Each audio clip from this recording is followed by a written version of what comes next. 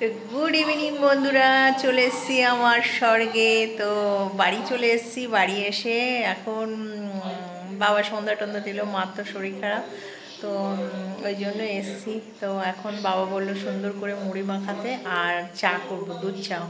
এই এক সপ্তাহ ধরে চাটা খাইনি, তার জন্য আমাকে বললো সুন্দর করে চা করতে, আর মুড়ি মাখাচ্ছি। দেখো এই যে এর মধ্যে দিয়েছি শসা, পেঁয়াজ, লঙ্কা দেবো, চানাচুর দিয়েছি। আমাদের তো এটাই বিজনেস, এই চানাচুর। তারপরে এই দেখুন সব প্যাকেট কাটলাম এখন বাবার, এগুলো সব বিজনেসের খাবার। তাই সুন্দর করে মাখাচ্ছি, এখন দেব। আর ওদিকে চা। এবার সত্যি কথা বলতে চাটা না ভালো করতে পারছি না, কারণ বাবারা পাতা চা সেই পাতা চা দিয়ে বাবা দুধ চা খাবে। এবার দুধ নিয়ে এসছে, বলে দুধ চা খাবে। আর এদিকে দেখো আমাদের এখানে গ্রামে গরুর দুধ, এই গরুর দুধ দিয়ে খাবে না, ওটা রাত্রে ভাত দিয়ে খাবে। আর এখন এই যে পাউডার দুধ নিয়ে এসছে, আমুল স্প্রে, তো আমুল স্প্রে দিয়ে চা বানাচ্ছি। তো এইটাই খাবো এখন টিফিনে। এখানে প্রচুর বৃষ্টি হচ্ছে, এদিকে সব অন্ধকার, কিচ্ছু দেখতে পাবে না। ওই যে পুকুর ঘাট আমাদের, সব কালকে দেখাবো। তো এখন আমরা চাটা খেয়ে নিই। গুড ইভিনিং বন্ধুরা, চলে এসেছি আমার বাড়িতে। তো এখন সন্ধ্যা হয়ে গেছে, অন্ধকার, তোমাদের সঙ্গে কিছু শেয়ার করতে পারছি না, জাস্ট আমার মায়ের ঠাকুর ঘরটা শেয়ার করছি। তো এখন পুজো দেয়া হবে। তো মা দেখো পুজো দিতে পারছে না, যেহেতু মায়ের শরীর খারাপ, তো বাবাই যা পারছে করছে। আর এখন ফুল টুল দিয়ে অত সাজানো নেই, নাইলে সব সময় সুন্দর করে সাজিয়ে রাখে। তো দেখো আমাদের কি ঠাকুর আছে। এখন তো অন্ধকার, কিছু আমি শেয়ার করতে পারবো না, কালকে এক এক করে তোমাদের সঙ্গে সব শেয়ার করব। আর খুবই একটা বিপদের মধ্যে আমি এসছি, যেটা অনেক কিছু প্রবলেম আছে, তোমাদের সঙ্গে শেয়ার করতে পারবো না। তো যেটুকু পারবো সেইটুকু করব। ভগবানকে একটু দর্শন করে নাও, আমার মায়ের ভগবান এটা। আর সিংহাসনটা দেখেছো কত বড়। তো ভালো লাগলে লাইক কমেন্ট শেয়ার করে টাটা। তো এই যে দেখো আমার দাদু, ইয়ং বয়সের দাদু। তখন তো হোয়াইট ফটো, কালার ফটো থাকতো না। বাবা এখানে সুন্দর করে রেখে দিয়েছে। শালটার লেখা আছে, আমি বুঝতে পারছি না, জানি না কি লেখা আছে না আছে।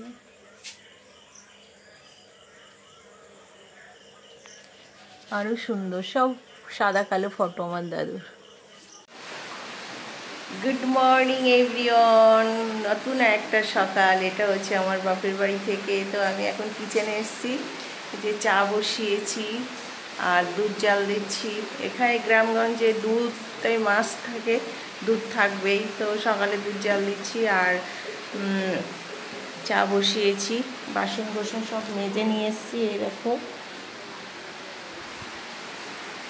কি অবস্থা, দেখবে দেখো হচ্ছে বৃষ্টি, বুঝতে পারবে কি জানি না, মানে মারাত্মক বৃষ্টি হচ্ছে দেখো। আর এই যে আমাদের মন্দির, যেটা মন জুড়িয়ে যায়, পরে ভালো করে শেয়ার করব। যা বৃষ্টি হচ্ছে কি করে শেয়ার করব বলো। দেখো কত সুন্দর করে সাজিয়েছে। এইখানে উঠে, ওপরটা উঠে সব হরিনাম এইসব কীর্তন হওয়ার। আর ওই পাশে মন্দির, মা শেতলা বসে আছেন। বাট হচ্ছে এখন ওই মন্দিরটাও শুনছি ভাঙবে, ভেঙে এত উঁচু করবে, কারণ অনেক আমার দাদুর আমলের মন্দির ওটা। আর এখন এটা সবাই মিলে পাড়ার থেকে আর কি করছে। তো সবাই কেমন আছো। আর এই দেখো আমাদের পুকুরটা বুঝতে পারছো কি জানি না, পুরো সাদা হয়ে গেছে। বৃষ্টি নামছে, নাইলে পরে সুন্দর করে শেয়ার করব। বৃষ্টিটা হয়ে যায়, এখন যাবো বসিরহাট, মাকে নিয়ে এক্সরে করাতে হবে হাতে। ওই দিকে আর একটা পুকুর আছে, সেটাও শেয়ার করবো। এটা দেখো একটা বিশাল বড় বট গাছ, যেটা হচ্ছে কি বট বলে যেন ভুলে গেছি সব। এই 23 বছরে না সব ভুলে গেছি জানো। এদিকে দেখো হালকা মেঘ হচ্ছে, আর এই বৃষ্টি এই রোদ হচ্ছে, আবার বৃষ্টি হচ্ছে। শিয়াল কুকুরের বিয়ে হচ্ছে। মায়ের মুখটা পরে দেখাচ্ছি, এখন এই বৃষ্টি হচ্ছে, যেতে পারছি না। আর ওই যে আমার বাবার গাড়ি, যে গাড়িতে করে মাল ডেলিভারি করে। আমাদের গ্রামটা খুবই সুন্দর, চারিদিকে পুকুর আর পুকুর, বাড়ি আর পুকুর, কারণ প্রতিটা বাড়ির সঙ্গে পুকুর অ্যাডজাস্ট করা, যাতে কেউ কারোর বাড়িতে যেতে না পারে। আর এই দেখো আমাদের এইগুলো সব নতুন করে বানানো হয়েছে, যার জন্য ইনকমপ্লিট, হ্যাঁ, এইসব জিনিসপত্র এনে ফেলানো, এখন এগুলো সব নতুন করে বানানো হয়েছে, জলের ট্যাঙ্কি। তো এগুলো কবে ঠিক হবে জানি না। মিস্ত্রি কাজ করছে টুকটুক করে, কিন্তু মায়ের এই হঠাৎ সাডেনলি অ্যাক্সিডেন্ট হলো, জানি না কবে কী হবে। আর এই হচ্ছে সব ইনকমপ্লিট হয়ে গেছে, সব এগুলো সব নতুন করে করা হয়েছে। আর এই ভিতরের এইসব, ওই পাশটা হচ্ছে পুরানো, আর এগুলো হচ্ছে সব নতুন। এই যে কিচেন সব নতুন করে করেছে ভাই। এখন চা বসিয়েছি, চা খেয়ে নিয়ে লিকার চা করছি। বসিরহাট যেতে হবে, বসিরহাটে গিয়ে এক্সরে আগারা কুছ করাতে হবে। তো টাটা, ভিডিওটা ভালো লাগলে লাইক কমেন্ট শেয়ার করো। দেখা লাগছে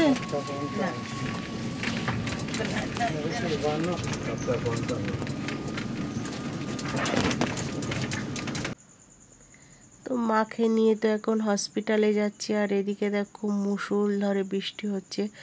যাচ্ছি হচ্ছে বসিরহাট, আমাদের বাড়ি থেকে 8 কিলোমিটার দূরে। তো সেখানেই একমাত্র ভালো এক্সপিরিয়েন্স, প্রায় 60 ইয়ার্স ওল্ডের একটা এক্সরে আছে। তো ডক্টরবাবু সেখানেই বললো করাতে। আমার দাদুর আমলের আর কি মেন বলে একটা কি বলে মেন্স বলে, ওটা হচ্ছে ডায়াগনোসিস সেন্টার, ওটা হচ্ছে কি এক্সরে সেন্টার। তো এই যাচ্ছিলাম আমাদের পাড়া দিয়ে, দেখো দুই দিকে বাড়ি ঘর আর গাছপালা ভর্তি। এটা ছিল আমার একটা দিদির বাড়ি। আর প্রতিটা বাড়ির সঙ্গে কিন্তু পুকুর আছে, মন্দির আছে। প্রতিটা বাড়ির সঙ্গে পুকুর আর মন্দির তুমি দেখতে পাবেই। তো এই মেন রাস্তাটা ছিল খুবই সুন্দর, পাকা রাস্তা, যেটা কোনো তেমন একটা অসুবিধা হচ্ছিল না। আর এই হচ্ছে দেখো আমাদের বাজার, ঠিক আছে। তো এই বাজারে দেখো আজকে তো শনিবার, তো সবাই মানে পাইকারি সব বিক্রি করে, যারা কলকাতায় নিয়ে আসবে তারা ওখান থেকে কিনে নিয়ে আসবে। তো দেখো প্লাস্টিকে করে সব কচুরমুখী নিয়ে এসছে, বিভিন্ন টাইপের সবজি, বরবটি। আর এখন তো প্রচণ্ড বৃষ্টি হচ্ছে, সব সবজি নষ্ট হয়ে যাচ্ছে। তো যতটা পারছে সব তুলে সেল করে। তো আমরা মেন রাস্তা দিয়েই যাচ্ছিলাম, কারণ যাতে মায়ের ব্যথা না লাগে, মাজায় তো চোট লেগেছে। তো মাজার এক্সরে করতে যাচ্ছিলাম বসিরহাটে। তো কাকুটা সুন্দরভাবে নিয়ে গেছিলো। রাস্তাটা দেখো কত সুন্দর, আর রাস্তার দুই সাইডে কিন্তু এরকমই গাছপালা ভর্তি, বাড়িঘর।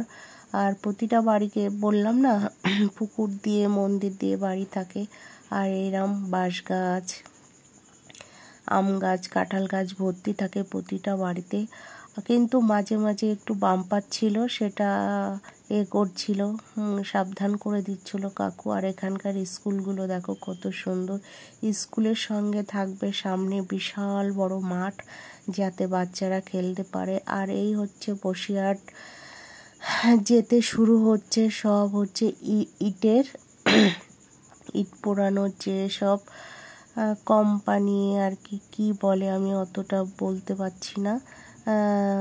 তো এই এক একটা চোঙ দেখেছো, ওই এক একটা চোঙের মধ্যে কিন্তু ইটে পোড়ানো হয়। সেই ইটের ধোঁয়া, পোড়ানোর যে ধোঁয়াটা, সেটা ওঠানোর জন্য কিন্তু ওই সিস্টেম করা। তাই উঠে গেছিলাম বসিরহাট ব্রিজে, যেটা আমার বাপের বাড়ি থেকে এসে উঠতে হয় বসিরহাটের দিকে। তো এই হচ্ছে বসিরহাট ব্রিজ, যেটা 2000 সালে হয়েছিল। আর 2000 সালে বন্যা হয়েছিল, তখন এই বসিরহাট ব্রিজটা ওভেনও তখন খোলাও হয়নি।